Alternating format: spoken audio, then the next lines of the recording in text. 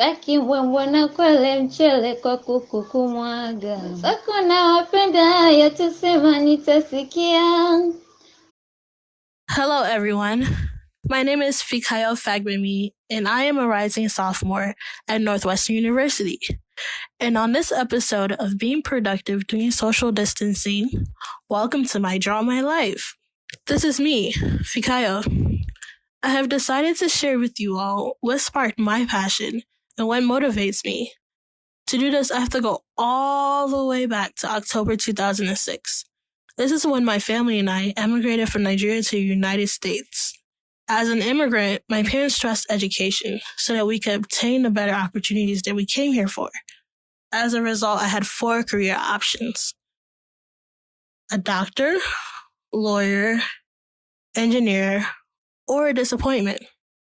I personally loved Bill Nye the Science Guy, and after watching Spy Kids 2, I was convinced I was meant to be a mad scientist. But this wasn't one of my career options. Fast forward to the summer before my junior year of high school. At this point, I had already decided that I wanted to pursue medicine because it seemed like the closest thing to becoming a mad scientist without aiming for something as far-fetched as becoming a researcher. It doesn't make sense now, but becoming a doctor seemed safe. Later on that summer, I started to notice that the left side of my tongue was slightly numb, and I was unable to taste any food, which in itself is bad because my mom is the best cook. I brushed it off for a few days until I realized I couldn't do much of anything with the muscles on the left side of my face. The left side of my face was completely numb. On Father's Day of that year, my mother and I rushed to the emergency room. My mom and I sat there for about 2 hours waiting to be seen. At that point, we were preparing for the worst. When I was finally able to see a doctor, he walked in, asked a series of questions, and said, "You have Bell's palsy. We don't really know what causes it, but you can look it up on your phone. I'll send a nurse in to give you some antibiotics and steroids. I'll also send a prescription to CVS, and you can be on your way." I was utterly confused about what Bell's palsy was and why I had it. And I was upset that I still couldn't move my face, not even to smile. But I was sure of one thing: I have to become a doctor.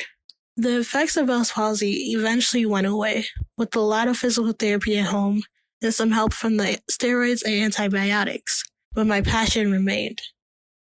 This is why, when I was accepted into Northwestern, I knew that I would follow the pre-medicine track. I was finally solid on my decision to become a doctor. This incident also reawakened my passion to be a mad scientist. I wanted answers. It sparked my curiosity about Bell's palsy and all the other conditions that afflict the human body that science has yet to explain or even find treatment for. Every time things get too hard, I remind myself of the sacrifices that my family has made to provide me with these opportunities. But that is not all that pushes me.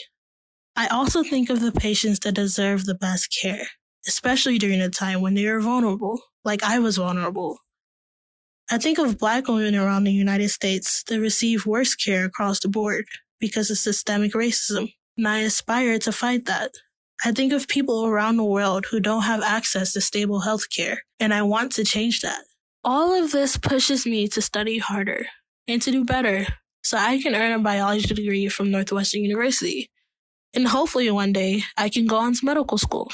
I also have hope that after this pandemic, I will be able to conduct research and maybe even help answer some of those questions that we still have about the human body.